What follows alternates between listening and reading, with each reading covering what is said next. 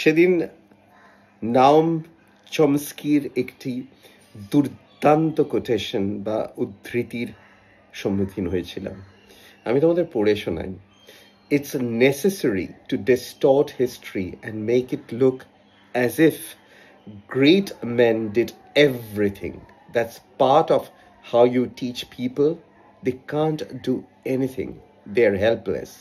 They just have to wait for some great man to come along and do it for them. অসাধারণ।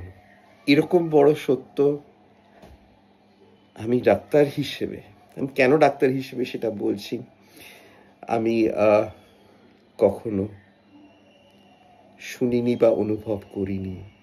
সত্যি সব সময় বলা হচ্ছে যে একজন বিশাল কেউ আমাদের ত্রাতা হবে, একজন বিশাল কেউ, বিশাল বিখ্যাত মানুষ, নেতা হোক, অন্যদিকে সে খুবই প্রতিভাবন্য হোক, সে আমাদের মানব জাতিকে রক্ষা করবে। কিন্তু ব্যাপারটা তা নয়।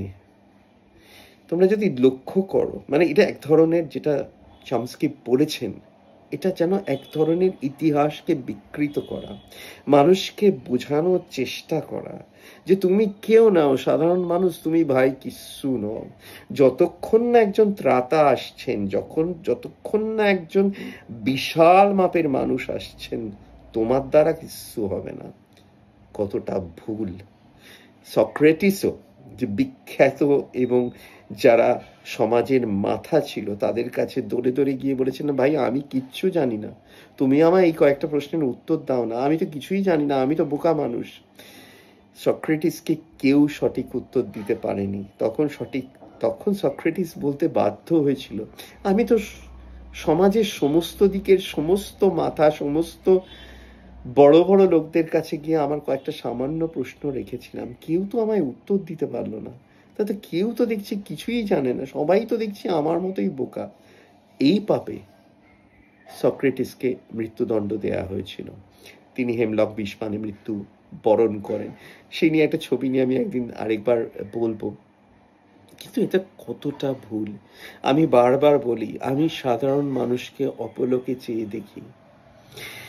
সাধারণ মানুষ যে ছোটখাটো জিনিস নিয়ে, বা ধরো তাদের নিরন্তর জীবন যুদ্ধ করে বেঁচে আছে, তাতে খুশি আছে, লড়ে যাচ্ছে, জীবন্ত আছে, স্যালিউট করি। বহু বিখ্যাত মানুষ, বহু সেলিব্রিটি এদের ধারে কাছে যেতে পারবে না।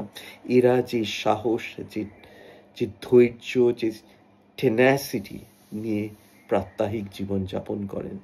আমারই এই ফেসবুকে এমন কিছু মানুষ আছে যারা যেসব অভিজ্ঞতার মধ্যে দিয়ে গিয়েছে ভাবতে পারা যায় না।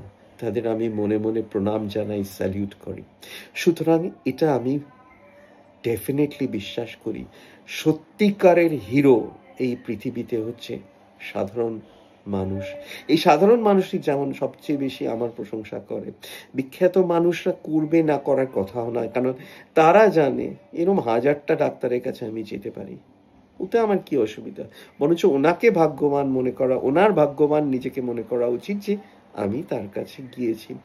এটা স্বাভাবিক, এটা হওয়া স্বাভাবিক। সত্যিই তারা বহু আমার থেকেও ভালো ডাক্তার বা অন্য ক্ষেত্রে অন্য পেশাদারের কাছে যেতে পারে, সেই সুযোগ তাদের আছে। সামান্য মানুষের নেই।